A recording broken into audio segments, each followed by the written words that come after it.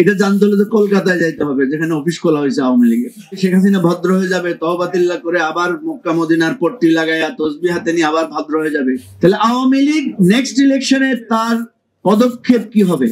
দেখবেন ইলেকশনের যত আলাপ আছে সেখানে আওয়ামী লীগের আলাপ নাই, আওয়ামী লীগের যে লেসপেন্সাররা আছে তাদের আলাপ নাই। এই যে 20 or 10 or 15 যে পার্সেন্টেজের ভোটার আওয়ামী লীগের সাপোর্টার, ওদের নেক্সট ইলেকশন ওদের ভোটিং বিহেভিয়ার কি হবে জানেন কেউ? আমরা তো জানি না। এটা জানতে হলে তো কলকাতায় যাইতে হবে, যেখানে অফিস খোলা হয়েছে আওয়ামী লীগের।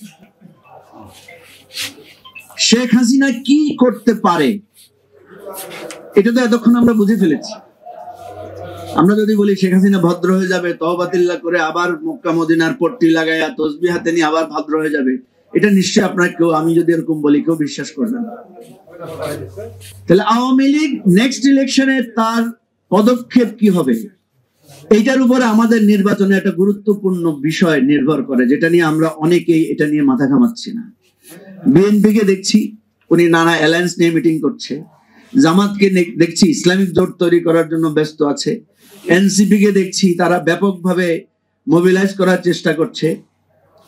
কিন্তু next election and next 5 years Bangladesh কোন দিকে যাবে সেটা নিয়ে আমি অনুরোধ করব, প্লিজ আপনারা আপনাদের ব্যস্ততার মাঝেও এটার দিকে একটু মনোযোগ দেন।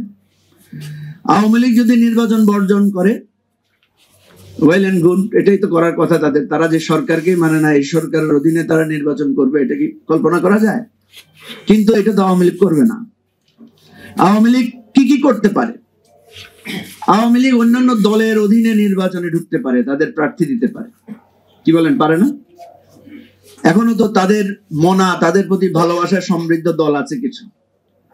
আপনি তো গণতান্ত্রিক চেতনায় ইনক্লুসিভ ইলেকশনের কথা বললে তাদেরকে বাদ দিতে পারবেন না।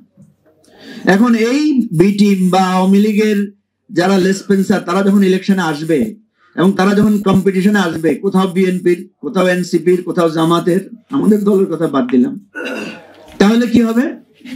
সেখানে একটা উত্তেজনাকর পরিস্থিতি তৈরি হবে।